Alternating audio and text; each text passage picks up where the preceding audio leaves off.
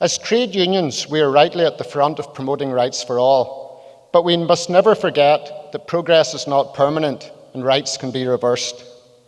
We don't need to look as far as Texas to be reminded of what could happen. Closer to home, the rights of the transgender community are being trampled on by those who see the human rights of our brothers and sisters as just another front in the cultural war. The trade union movement must and will stand in solidarity with trans people everywhere and loudly say that trans rights are human rights. This pandemic has hit women hard, from job losses to spikes in domestic violence. There must be no return to business as usual.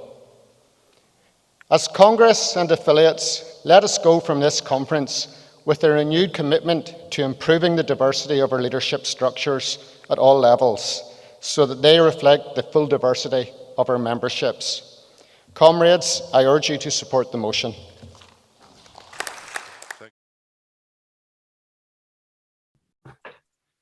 40 years ago, the Irish Congress of Trade Unions passed its first motion, which gave support to the lesbian, gay and bisexual community and the gay rights movement. Now, 40 years later, Congress passes another motion on widespread equality and includes in that support for the trans community with a loud statement that trans rights are human rights. Joining us now for our final discussion in the series, marking the passing of the first motion of support at the Irish Congress of Trade Unions 40 years ago, are Seamus Dooley, who's the Irish Secretary of the NUJ, Paula Fagan, who's the CEO of LGBT Ireland, and on behalf of the FSU is Brian McDowell, who's the Head of Communications and Public Affairs. Seamus, can I come to you first? Can you just kind of, you've had the experience, if you like, of being around for a long time in terms of trade union movement and LGBT issues in Ireland. Looking back on where we've come from, how do you assess how well we've done so far? I think Congress has done very well, but I think at times in a low-key kind of way, and it hasn't always been easy. It hasn't been easy not because of a lack of will, but because of a very crowded agenda. Trade unions are busy. Trade unions essentially exist to protect the terms and conditions of employment of workers. They are a collection of self-interests, of vested interests, unashamedly. We defend workers. And in achieving our aims, sometimes it can be difficult to progress marginal issues, and it can take a bit of time. But Congress has a very proud record. And that's natural, because the foundation stone of the movement is an injury to one is a concern of all. And therefore, representing workers, I think that it was natural that we would support lesbian and gay rights, and that's how it was described at the time. Some pioneering work was done, as you know, because in the earlier part of the series, Kieran Rose outlined some of the early work. Congress played a really important role in the marriage equality referendum, and I think the role that we played is also a signpost card for what we can do in the future, because we brought people together, we developed consensus, we developed alliances. But we also used our organisation and network in a very simple way. And I'll give an example of that. I took leave of absence to work on the S-Equality campaign. There was a bus going around the country. People didn't know what they were facing to going into areas like Letterkenny and Longford. There are two examples which I'll give you. So we thought, well, there's a network there of trade unionists and trades councils. And there was almost a competition to see who could look after the people on the bus better. And Letterkenny and Longford outdid one another in hospitality. That was important in terms of gathering people together, but also ensuring that people very nervous going down to, for some people, alien territory in terms of canvassing, having meeting and assured support. But that was achieved on the back of steady planning and building up alliances over a long time. It's a long introduction, but that's where I come from. No, but I think it's an important overview to get a sense that we have travelled a long road and that we've been quite successful, and it's been a very positive experience in a lot of ways. I just want to go back to you for a second, because the role that the trade union movement has played over the years has been quite significant, and it's not always been to the fore, so that it's not something that would be obvious for people to be able to say, oh, look, I remember when they did this. but it's the small detail stuff as well. The everyday work of union officials and representatives in workplaces around the country, where they are supporting LGBT people in those places of work and ensuring that they are protected and that kind of thing. Do you think that are we done? Like, have we got the legislation that we need in place in order to ensure that people are protected? Well, I think it's important to look at the work of Congress. Patricia O'Donovan, the former Assistant General Secretary, did a lot of work in this area. The publication in December 2003 of the lesbian, gay and bisexual rights in the workplace was a really important handbook. And Congress was defending the rights of gay and lesbian men in the workplace at a time when prior to decriminalisation. But our work isn't done. And it's a bit early in the morning to go all Yeatsian on you. But, the line from Yeats, how can we tell the dancer from the dance? You can't separate one right from another. And the work of trade unions in vindicating rights is never over. And I think the mistake we make sometimes is that you have collective rights, you have paid conditions of employment, and then you have the gay and lesbian and trans rights over there. And if we have time, we'll deal with it. Actually, the real issue for me as a trade unionist at the moment, and I know from FSU as well, is the inadequacy of current collective bargaining legislation.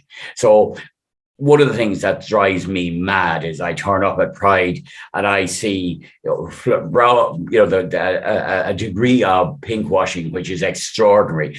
Companies which are happy to fly the rainbow flag, but yet, and I had this direct experience with Tesco, where I, had the sickening experience of walking behind them, waving their proud flag, welcomed with open arms, while simultaneously refusing to recognise mandate for the purpose of collective bargaining or to honour agreements, or Dunn Stores proudly, waving the flag. And I take those two because they're very real examples, while simultaneously denying rights to workers. That's not just a rhetorical point. What that means is that if you have, and the same applies to the tech giants, to Google and to Twitter, it's very nice to bring your dog to work, just don't bring in a union official. And the problem you have there is that if you have a trans worker who's been bullied, or a gay or lesbian worker who feels alienated, they would be allowed to wear their rainbow flag. They might even get a star for it, but they would not be allowed to be represented. And I think one of the failures we have on our part is to join the dots on stuff like that. So I think that on issues of legislation, in terms of how we go forward, I think we do actually need to call out workers' rights as a human right in the way that Justin did, but also insist that, workplace rights can be as simple as being able to have someone sitting beside you while you tell your story to the HR manager. We're going to talk in more detail about the collective bargaining issue later with Brian, as the FSU has carried out some research on that. But I just want to go to Paula. Paula, is Seamus right in what he's saying? Have we got companies who are pinkwashing events like Pride, but at the same time not giving representation to LGBT employees that they have? Hi, Carol. So lovely to see you all. Thanks, and thanks for having me on. It's a great series of webinars, and it's amazing to mark the 40th year of that motion. It's incredible to see the change in Ireland, isn't it? And the progress that we've made, and the leadership was so important of the union movement as it is of today. So, yeah, I completely am here nodding around Seamus's point. I think it's there's so much intersectionality, isn't there, in terms of honouring or really working on LGBTI plus rights. It has to be in a context where workers are safe, where their rights are recognised. That is fundamental, because at the end of the day, as Seamus said, you're not going to come out effectively if you don't feel secure in your employment. That's absolutely key. I think just maybe to go to the research that's there at the moment before I talk about LGBT Ireland. So the kind of biggest study, the most recent study that's there, is from the Fundamental Rights Agency. That was done in 2019 across Europe, but that has Irish specific data. And in that research, 24% of people, one in four, I suppose, weren't out at work. So I think we have to use that as a basis. And then if you drill into the Irish data on that, 8% of people felt discriminated in the workplace in the previous 12 months. So that was 2019. So we have come a long way, I think, certainly from LGBT Ireland's perspective. So we run the National LGBT Helpline, and we do a lot of training in workplaces, and primarily the public sector, but also in private corporates as well. And I think one of the things that's surprising, really, and I'm not surprised much anymore, but it is surprising to see when so for example, the LGBT Champions program we run, which is for a specialist program for health and social care professionals working in older people services. We train the champions to go back into the workplace and start to enact LGBT inclusion measures. What's surprising and shocking to the champions is the amount of staff that come out to them when they go back into the workplace. So when they're recognised as a safe and supportive person to talk to, other staff members come out to them. It was an unintended consequence of the programme. And the champions are shocked because these are colleagues that they've worked beside sometimes for years. So it really brings home the fact that workplaces aren't as safe as people assume they are, because I think the heteronormativity, the cisnormativity is invisible until you actually take away that veil, if you know what I mean, and put an LGBTI inclusion lens on it. So I do think, just go back to the original question, I think that I think there's an awful lot more depth of work that needs to be done for most workplaces to actually embed LGBTI inclusion and safety and recognition in a very meaningful way. And I think you can't decouple that from workers' rights. And I think where workplaces are unionised and have that good representation and advocates, people are safer and more able to be themselves and out. Certainly, I would support that. And just two things. One is, what did they identify what the stumbling blocks were for people in terms of feeling comfortable to be able to come out as who they are fully?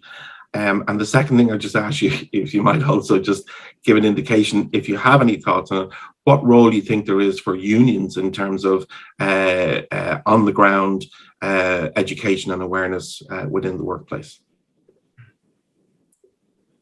So the stumbling blocks would be, as we would expect, so it's fear of discrimination, it's fear of ostracization, but it's also then even people in very senior positions are not out, and that's because they fear it will impact on their peers and it will impact how they're seen in their organizations. I mean, I did a talk fairly recently in a big global company, and I won't say it's not a tech company now, but the person stood up and said, I'm the only person out and I'm in a team of 500. Okay, so we know that is wrong. And why is that? And certainly that person was saying it's just not comfortable. You know, it's not, and that was an LGBT event, do you know what I mean, to mark National Coming Out Day. So I think it is that deeper work that needs to be done, and I think it is primarily about that in workplaces people know that their rights are protected, that if they are discriminated against, actually there's mechanisms to address that. So I do think the structure of the workplaces and of the corporations and the sectors are important in that regard. I might just go to Brian at this point. Brian, we've heard mentioned there by both Seamus and Paula that representation in the workplace is important, but Ireland is kind of unique in Europe, isn't it, in the sense that we're about the only member state left in the European Union where collective bargaining is not actually covered by law, by legislation. The FSU has done some work on this. Can you highlight for us what the issues are? Well, Carol, first of all, I'm going to congratulate yourself on putting forward these series of webinars this week. They've been very, very informative and really good to listen in on. And it's great to take part this morning on this one. Just a couple of things that from maybe Seamus and Paula said before I move on to collective bargaining. One is that I think Seamus mentioned that maybe the equality agenda for the trade union movement is marginalised and so forth. It's on a margin. And that's certainly something we should look at. because it certainly shouldn't be on the margin. It should be part of our core business, if that's the way you want to put it. Probably the wrong word to use, but it certainly should be part of our core issues that we're looking to deal with at all stages. The equality legislation, again, we just briefly touched on there. Equality legislation is never done. The equality issues are never done. We need to continually push the equality legislation as far as we can. Because as I said earlier, trans rights are human rights. Workers' rights are human rights, and that's the way we need to look at it. And that's the way the trade union movement needs to look at it. So perhaps we need to look again at how we deal with these issues. They can't be on the margins. They have to be at the centre of the work, of all the work we do on a daily basis. You mentioned collective bargaining. Yes, we are an outlier in Ireland on collective bargaining. Like one of the slogan of the Irish Congress of Trade Unions is stronger together.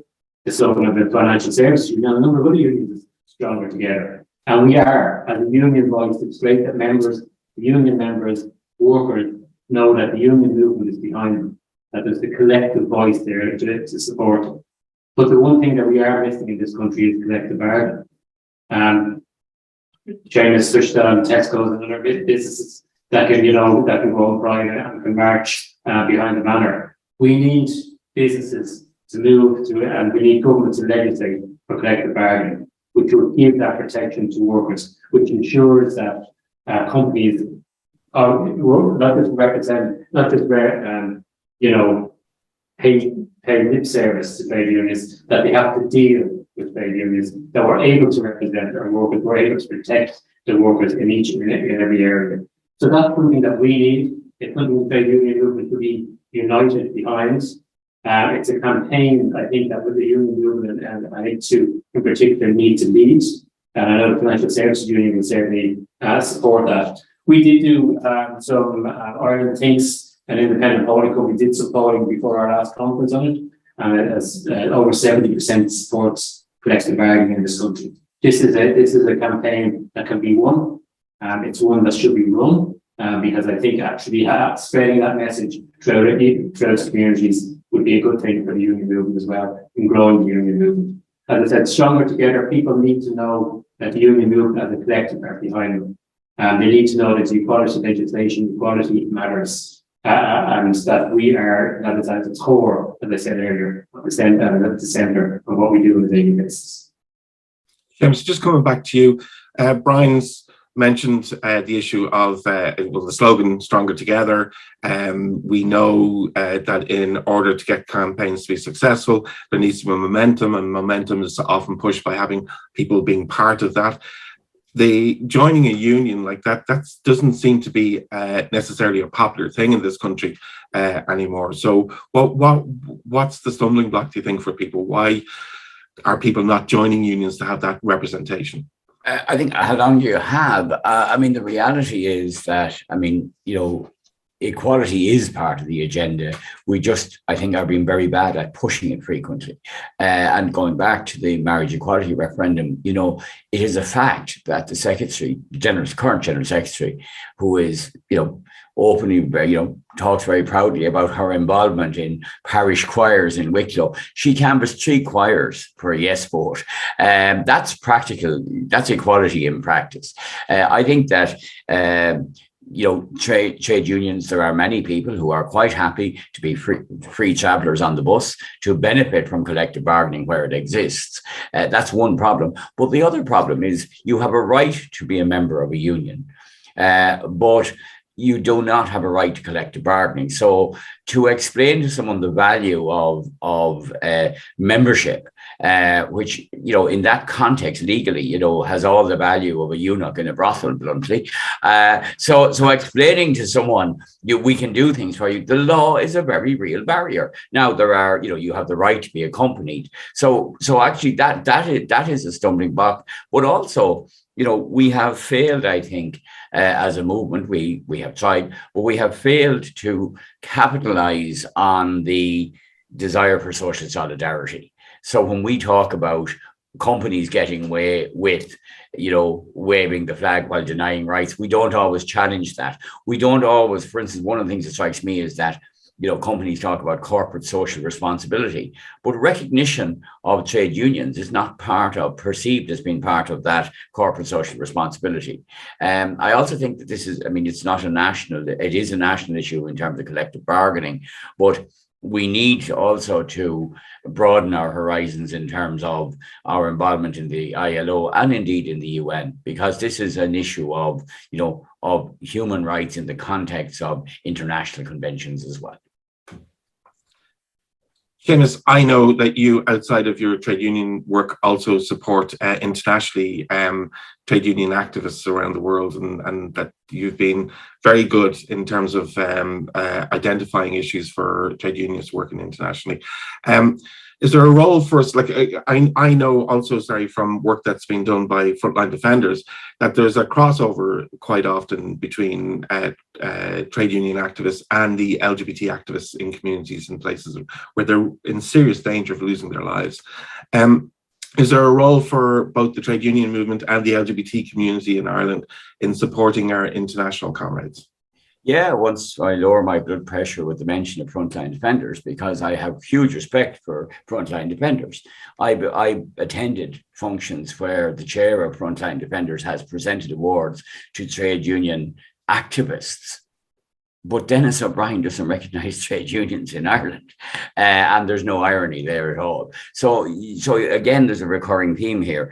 My involvement internationally is through the International Federation of Journalists, which recently held its conference in Oman, which is not a bastion of human rights, and in fact, where even wearing a rainbow flag is a badge is a criminal offence. And we call that out, and the NUJ delegation not only wore flags, but actually I spoke on that when we hosted the conference in Dublin of the IFJ. Because you were there, we actually sat down and talked to some of the African countries about how they might address homophobia and transphobia in their own unions and the cultural barriers to that. And I think that in many respects, the role we can play as unions on the international front is bringing our experience to international federations and assistance in that way, as well as working with very good people in frontline defenders, my comments notwithstanding, but also with people like Amnesty. But I do think that there's a trade union, the work of trade unions, sometimes we actually get carried away with NGOs. And, I've been involved in NGOs, but actually much of our core work is best achieved by making equality part of the industrial agenda. So to go back to what Paul is saying and what Brian has talked about, the way you do that is that where you have collective agreements and where you have trade union recognition, you ensure that there are procedures and that it is evident to an employee that there is protection and that they are welcomed. And again, without sounding like a broken record, the absence of the right to collective bargaining means that there are many areas where there are no such collective agreements. I also think that if we are talking about social dialogue, and there's kind of an attempt to drag us back to that. I mean, one of the areas around national partnership is that the whole issue of right to, everyone is in favor of equality, everyone is in favor of agreements and procedures and protocols, but actually they have to be made worthwhile by putting in right to representation. Equally on the issue of, just to touch briefly on the issue of being out at work, being not out at work. I mean, I always say I just never bothered coming out because I was never in. And for many people, it is something that merely evolves. If people decide they don't want to come out, that's all right as well. Or that they don't want to. I mean, there's always a danger as well, bluntly, of being the only gay in the movement or the only gay in the workplace. And people are nervous about that. What is important is to create a climate of welcome where people are free to make their decisions. And also to ensure at the level of the workplace rep that they have the tools to deal with it. And when I read back this morning the manifesto, the work that was done in the early Congress book, it actually stands the test of time. Training, access to employment, pensions, family and social events, parental leave and force majeure. These were the priorities identified then. They're still the same. Before I'm going to do a final round and everybody just ask them what they think the next step should be. But I noticed that you're wearing a pin in your lapel there. And I think it's kind of relevant to mention the other side of support. Do you want to explain what that pin is? Yeah, I mean, again, when we launched the Trade Unions for Marriage Equality campaign that night in Liberty Hall, we showed the film Pride. And that's the badge which is lesbians and gays support the minors. And for me, that brings together, that's the bridge in which we all meet, which was human rights, the rights of LGBT plus people. And of course, there was another factor that united all of those in the bridge, and that was a hatred of Margaret Thatcher. But that also reflected her views and the vile campaign that she was heading against gay and lesbian people as well at that time. Okay, so just to finish off, Paul, I'm going to come to you first. Just in the foreseeable future, and even if you want to talk long term, what do you think needs to be the next step in terms of employment protections and supports for members of the LGBTI community? So, Carl, I think the opening speech that you showed, I think that's really the new frontier, is around trans and non-binary and intersex rights. So I think in terms of the unions and solidarity and leadership, I think that's an issue that I think we really need to put now to the front and centre. I think there is an organised and very vocal, be it small, opposition, and they are hell-bent on divisive, hurtful rhetoric. So I think the unions in particular, and workplaces and all mechanisms at our disposal, it's important to create safe spaces where we can have respectful dialogue around trans issues, and people have questions and they're every right to have questions. So that's really where I'd like to see, and we will be, as Trans Equality Together was launched last week, which is a new coalition, we will be talking to the unions about supporting that coalition and what we can do, because I think Ireland has, in some ways, is seen to be a leader because of marriage equality, and because globally we're seen as a bright light. So I think around trans and intersex issues and non-binary issues, that's really where we can be a world leader and do it differently to others, and halt this complete, undermining of trans people and undermining of their rights. So that would be the big ticket piece for me for the unions to work on in the short and longer term future.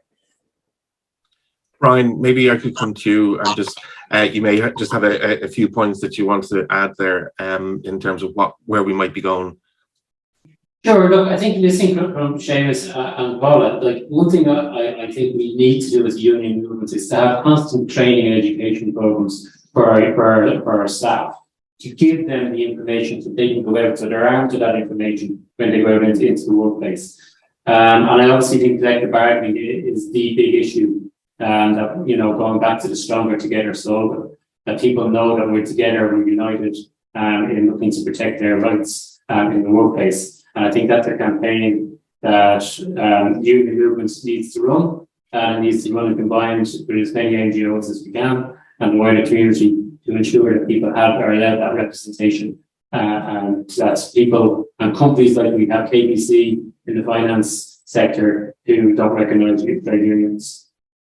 So we need to ensure, and go back to what Seamus said earlier, it's very hard to get people to join a trade union when you have their company not even recognising the trade union in there. So we need to have collective bargaining. We need to run a campaign, a united campaign, to achieve that. Seamus, your final thoughts? Yeah, I agree on the issue of collective bargaining. I also agree that the issue of trans rights, non-binary and intersex are going to be important. I also think that what the trade union movement can bring to that campaign is a strategic approach, and some of the accumulated wisdom of all of the other campaigns, and I think that could be valuable as well.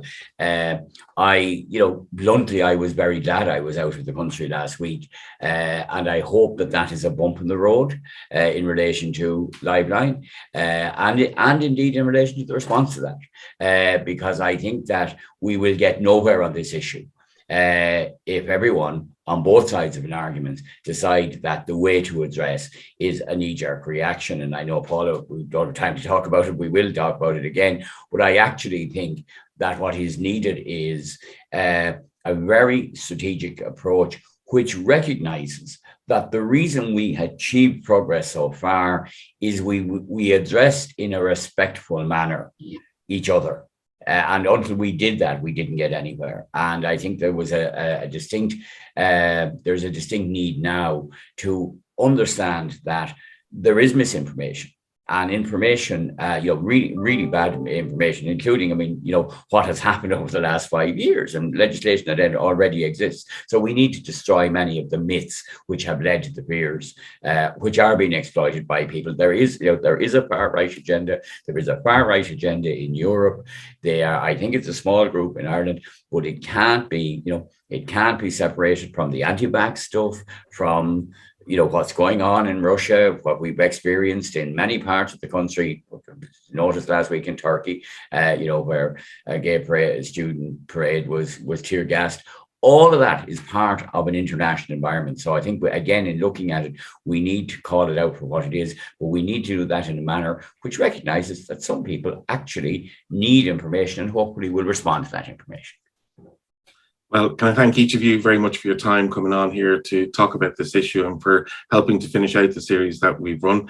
This series of discussions were produced as a partnership between the Financial Services Union and the Irish Congress of Trade Unions. We'd like to thank a number of people who helped make the series possible. David Donovan of the FSU, who first asked that we do something significant to mark Pride this year. David Joyce of ICTU for seeing the value of this and supporting us fully in terms of bringing it forward. My own immediate boss, Brian, for allowing us to go ahead and do this as part of the FSU's contribution to Pride this year. To our contributors in the discussions, Kieran Rose, Dr. Patrick McDonough, in the first discussion marking the lead up and the post impact of the motion that was passed at Congress in 1981. Jeffrey Dudgeon, MBE, Orla Egan, Aon O'Riordan, TD, Anne-Marie Lillis, who contributed to the 3 case studies we featured in the second of the discussions, to Sarah Phillips, Ellen Murphy and Garrett Murphy, who took us through the better understanding of the rights and protections that exist for LGBT workers. And today with Seamus Dooley, Brian McDowell and Paula Fagan for the discussion that we just had. We hope this has been a benefit to many people who's been listening and watching. The trade union movement has played a significant role in supporting and standing up for the LGBT community. We need unions to continue to do so, and to this end, we strongly encourage you to join a union representing the sector of employment that you work in. And at the end of this video, there will be some contact information for the advice centre that the FSU run. You're more than welcome to contact us, ask questions, get leads into unions that cover your sector to become a member. So all that's left for us to do is to wish everybody a happy Pride and look after yourself.